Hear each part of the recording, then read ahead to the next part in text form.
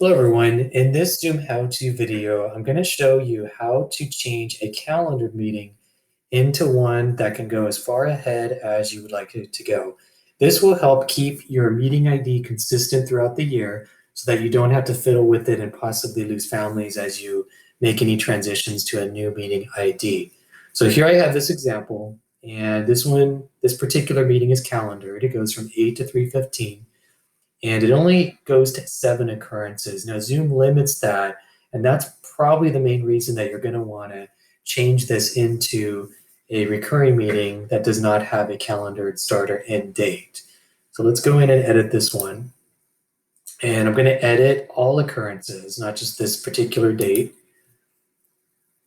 Once I'm in there, pretty much everything just keep the same. We don't want to mess with anything because we want to keep the password and everything else the same. But in here, you'll see that I have a start date and a time, and I have a recurrence set up daily. And then down here, it has the calendar end by or end occurrences. Now, this is the big problem that some of you have encountered.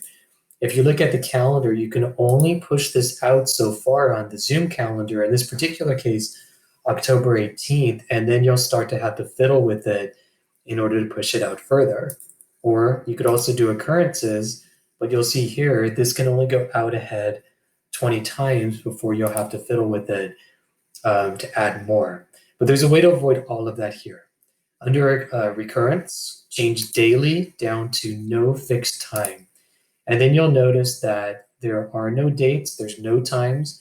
And what this does now is it sets up this meeting basically to go to infinity. There's no end date on this one. There's no end times or start times.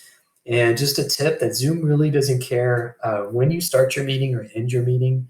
It's not as if you schedule it from, let's say, now through September. It's not like Zoom is going to lock you out of your meeting. You, as the host, you can start your meeting, you can end your meeting anytime that you want.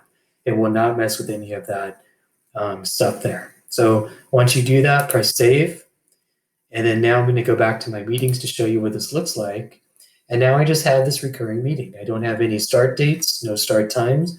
I can start this meeting anytime that I want, just a lot more convenience. So if you have any questions about that, let me know at rrexer, and I hope that helps.